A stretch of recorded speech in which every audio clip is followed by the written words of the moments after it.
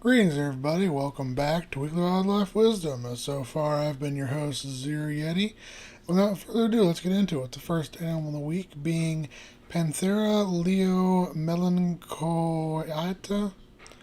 or melanochaeta, better known as the East African lion, the Southern African lion, or the East Southern African lion, is a subspecies of lion native to eastern and southern Africa.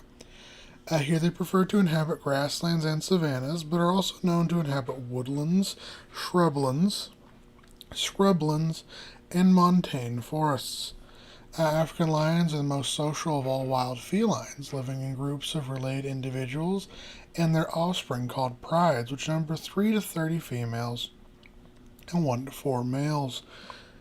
East African lions typically prey upon ungulates such as wildebeest, Cape buffalo, eland, gemsbok, nyla, roan and sable antelope, warthogs, bush pigs, zebra, tesby,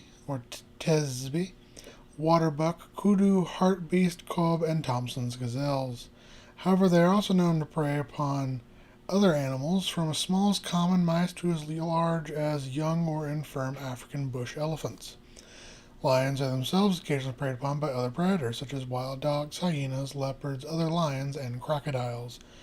Female East African lions average around 7.5 to 8.9 feet, or 2.3 to 2.7 meters in length, and around 183 to 370 pounds, or 83 to 168 kilograms in weight, while males average around 8.1 to 9.4 feet, or 2.47 to 2.84 meters in length, and around 321 to 496 pounds, or 145 to 225 kilograms in weight. However, lions as big as 11 feet, or 3.35 meters long, and 825 pounds, or 375 kilograms in weight, have been known to exist. This marks the lion as the second largest extant cat after the tiger. The lion is a muscular, broad chested cat with a short, rounded head, reduced neck, and round ears. The fur varies in color from a light buff to a silvery gray, yellow red, or darkish brown. Additionally, albino and leucistic individuals are not unheard of. Mature males typically sport long flowing manes, but may occasionally lack them. Additionally, females may occasionally grow manes as well. Breeding may occur year-round, with each mature female having their own estrus cycle. When in heat, she will breed with one or more partners. After a 110-day pregnancy, a mother lion will give birth to 1 to 4 cubs in a secluded den away from the rest of the pride. She will not rejoin the pride until her young are around 6 to 8 weeks of age. East African lions reach sexual maturity around 2 to 4 years of age, at which point the males are typically forcibly evicted from the pride, and females may choose to set off in search of another pride to join. Under ideal conditions, an East African lion may live up to 18 years. Next up is Bronta cadenensis, better known as the Canada goose, the burnt black goose, or the Canadian goose. It is a species of geese in the waterfowl family Anatidae, which is native to the Arctic and temperate regions of North America. It has been introduced to France, England, Scotland, Wales, Ireland, Finland, Sweden, Denmark, New Zealand, Japan, Chile, Argentina, and the Falkland Islands. The Canadian goose is typically a social species that lives in large flocks, which during migration may exceed upwards of 1,000 birds in number. They live in and around water sources such as lagoons, brackish marshes, estuaries, rivers, lakes, swamps, and ponds. Here they typically feed upon grasses, shrubs, fruit, flowers, seeds, beans, grains, and various aquatic plants, such as seaweed. Canadian geese are preyed upon by coyotes, wolves, bears, feral dogs, alligators, snapping turtles, wolverines, large owls, eagles, goshawks, peregrine falcons, and gray falcons. Reaching around 30 to 43 inches, or 75 to 110 centimeters in length, and 5 to 24 pounds, or 2.4 to 10.9 kilograms in weight, with a 50 to 88 inch, or 127 to 225 centimeter long wingspan. Excuse me.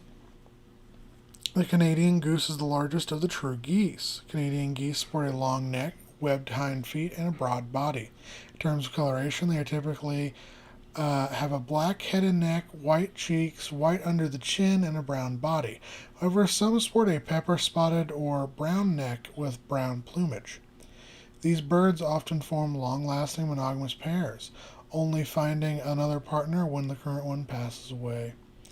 Breeding typically occurs in spring and summer, during which time a pair will build a nest out of earth, plant material, and feathers in an elevated area near water.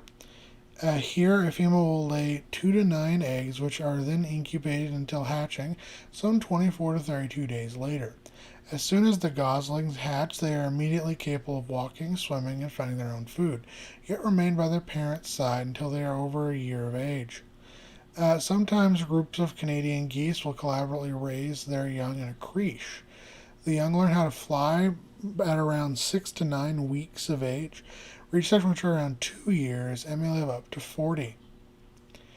And next we have is, sorry if you can hear my washing machine and dryer in the background, Mormolice phyllodes, more commonly known as the violin beetle, is a species of ground beetle in the subfamily Lebani, which is named to the tropical rainforests of Southeast Asia, including the countries of Brunei, Indonesia, Java, Malaysia, and Sumatra. These typically nocturnal insects spend much of their time living in cracks in the soil, leaf litter, and inside rotting logs or underneath tree bark. Here they primarily feed upon other insects, particularly grubs and larvae. Violin beetles are themselves preyed upon by several species of bats and birds. Because of this, in addition to their camouflage, they also secrete poisonous butyric acid, which they use for defense purposes. Reaching around 2.4 to 3.9 inches or 6.1 to 9.91 centimeters in length, these beetles possess an elongated head and pronotum, slender legs, and large antennae. The body is flat and leaf-shaped, typically black or brown in coloration, with a distinctive violin-shaped translucent elytra, hence their common name, the violin beetle. Their breeding habits are not well known, but they tend to lay their eggs inside of large, hard bracket fungi. Upon hatching, the larvae spend up to 9 months digging tunnels through the fungus, feeding upon both the fungus and any invertebrate they come across. When they then pupate and exit their fungi home. On average, a violin beetle will spend 3 to 5 months in their adult form before passing away. Next up is the Navajo churro, also known as the churro. The American or the Navajo four-horned is a breed of domestic sheep originating with the Spanish churro sheep obtained by the Diné Navajo tribe in the 16th century AD. Over the following centuries, the Navajo bred the sheep to adapt to a pastoral lifestyle in the harsh deserts and badlands of the American Southwest, creating a hardy and disease-resistant breed which is well known for its fine wool and lean but delicious meat. The churro became a vital part of Navajo subsistence and culture. When the U.S. military forced the entire Navajo Nation to march to a reservation in 1864, they also culled the vast majority of the nation's livestock, including thousands upon thousands of churro sheep. A few herds managed to survive either by being taken with the tribe or having fled to remote canyons where they became feral. As part of the Treaty of Bosque Redondo in 1868, the Navajo were allowed to return to their homeland. In addition, they were given large quantities of livestock to replace what was slaughtered, which included many western varieties of sheep. Unfortunately, these interbred with the few remaining churro populations and overall contaminated the line.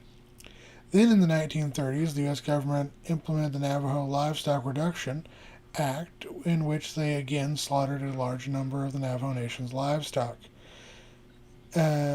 including tens of thousands of sheep. It is estimated at this point only 450 Navajo churro sheep remained. In the 1970s, the Navajo Sheep Project was launched in an effort to preserve the breed and revitalize the Navajo churro and Hispanic sheep farming. This was somewhat successful, and today over 8,000 Navajo churro sheep exist, with females reaching around 90 to 130 pounds or 40 to 60 kilograms in weight, and males reaching roughly 120 to 185 pounds or 55 to 85 kilograms. The Navajo churro is a smaller sheep with long, thin tails, horizontal ears, narrow body, long legs, and a double coat. Most rams have horns, either 2 or 4, but may occasionally have none. Additionally, while ewes typically lack horns, females with horns are not uncommon. Churros come in a variety of colors, including reds, browns, blacks, whites, and mixes.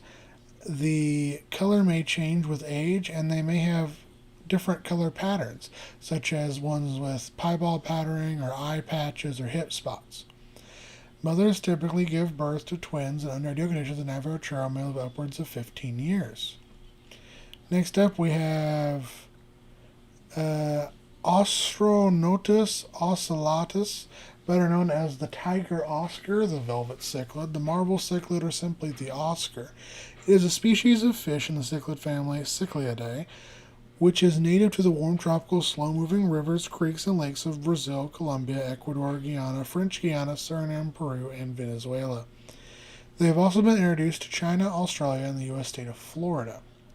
They are a territorial species which typically creates a home base in a radius around a series of rocks or submerged branches, which they will vigorously defend by chasing away other fish. Oscars are omnivorous animals which use a suction mechanism to capture prey, feeding upon worms, crustaceans, snails, insects and their larvae, smaller fish, and fruits and nuts. Oscars are themselves eaten by larger fish, turtles, crocodilians, snakes, certain birds, and various mammals such as otters, cats, and freshwater dolphins.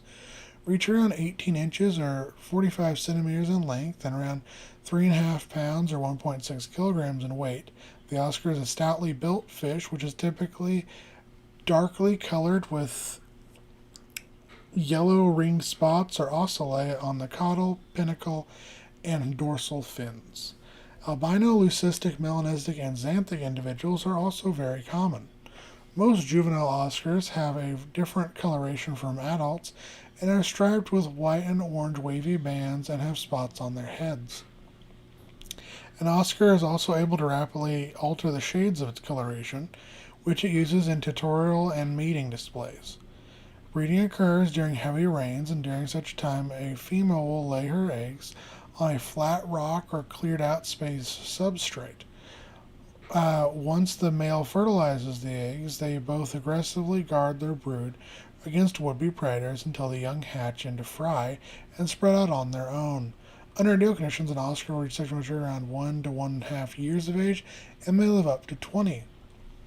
Next up is Corvus ruficollis, better known as the brown-necked raven, the brown-necked crow, or the desert raven, is a species of corvid native to North Africa and the Middle East, from as far west as the Cape Verde Islands to as far east as India, and as far north as Kazakhstan to as far south as Kenya. Here they inhabit coastlines, deserts, dry forests, savannas, and scrublands. These social birds tend to travel in flocks of 3 to upwards of 15 members, occasionally joining with members of other species, such as the pied crow or thick-billed raven. They feed primarily upon grains, seeds, fruits, insects, carrion, and small vertebrates. In fact, these ravens regularly work together to hunt lizards, snakes, fish, rodents, and even younger and firm sheep, goats, and gazelles. Reaching some 20 to 22 inches or 52 to 56 centimeters in length, brown-necked ravens are larger than carrion, somali, and pied crows, but smaller than common white-necked and thick-billed ravens. The head and throat are distinct with a brownish-black, giving the bird its common name, while the rest of the plumage is usually a black glossed with purple, blue, or purplish-blue coloration. The voice is very similar to the common ravens, consisting of many croaks, though higher in pitch and harsh. They have a car call, and in flight they will utter a kirk call. Like all corvids, the brown-necked raven is capable of vocal mimicry. The breeding season also varies depending on the local rainy season. Pairs typically mate for life and build nests up in trees, cliffs, or atop buildings. Here, a mother will lay 3 to 5 eggs, which are then incubated in chefs for 20 to 22 days until hatching. The young will fledge after 38 days, and under ideal conditions, a brown-necked raven may live upwards of 30 years. And our extinct animal week is Campanile or Giganteum, or is it Campanile? Giganteum is a now extinct